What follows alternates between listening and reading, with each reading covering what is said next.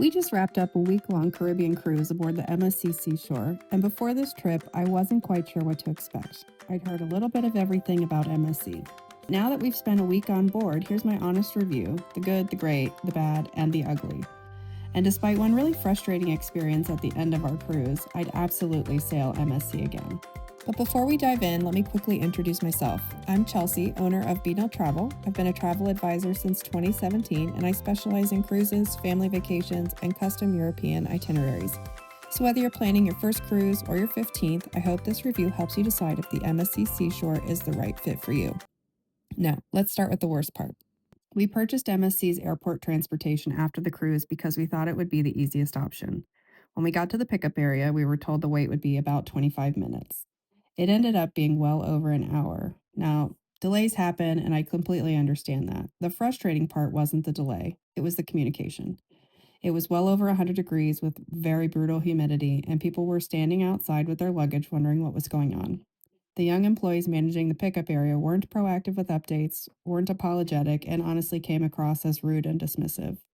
Would it stop me from cruising MSC again? Absolutely not. But next time I'd skip the cruise line transfer and arrange my own transportation to the airport. If that's the worst thing that happened all week, that's actually a pretty good sign. Let's move on to the bad. Honestly, I really struggled to come up with anything for this category. Were there little inconveniences? Sure, but nothing that negatively impacted our vacation or would make me hesitate to book MSC again. Going into the good, there are several things. First was the food. Before sailing, I'd heard mixed things about MSC's food. Honestly, I was pleasantly surprised. There was a great variety between the buffet and the main dining room, and everyone in our group found plenty of meals they genuinely enjoyed. Now, the ship was absolutely beautiful. The decor feels modern, elegant, and upscale without feeling pretentious. Everywhere you look around, there's another gorgeous space to relax or enjoy the ocean views. And it was themed after New York City, so they had a whole Times Square with billboards up on the walls and everything like that. It was cool. Our balcony stateroom was comfortable, had plenty of storage, gave us the perfect place to unwind after busy port days, and I definitely book a balcony again. It also never felt crowded. The ship carries thousands of passengers, but surprisingly, I never felt squished into any places because there were so many people. Whether we were walking around, grabbing food, or looking for a place to sit, the ship handled the crowds incredibly well. Embarkation and disembarkation was also really great. It was probably one of the smoothest boarding experiences I've ever had. Even at the end of our cruise, there was a medical emergency on board the night before the cruise ended. And so that delayed our departure from our final port and delayed our entry into Port Canaveral, which meant getting off the ship was delayed. But we had no problem once our number was called getting off the ship within 5 to 10 minutes. All right, now the great.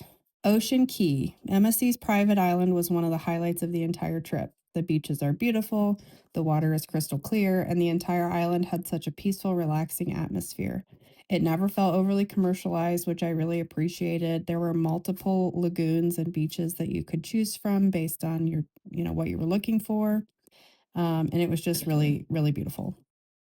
I also very much appreciated MSC's commitment to sustainability and minimizing their environmental impact. Ocean Key was transformed from an industrial sand excavation site into a marine reserve, and MSC continues to invest in restoring coral reefs and protecting the surrounding marine ecosystem.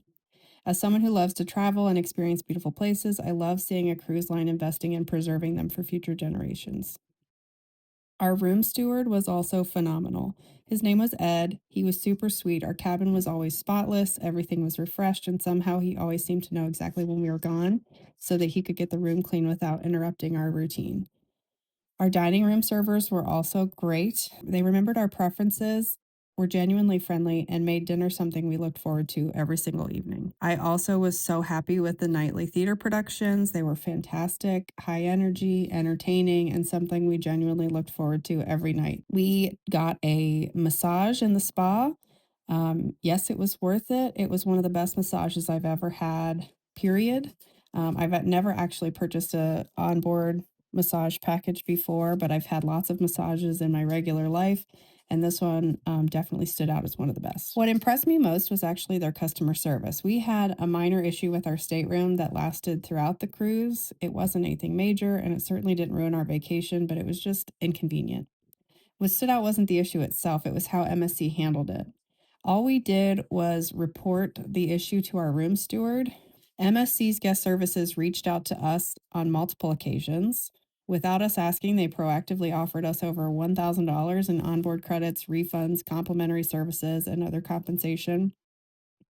To me, that's what separates good customer service from great customer service. Things happen on every vacation. No cruise line's perfect. There's going to be mechanical issues, but how a company responds matters, and MSC completely exceeded my expectations.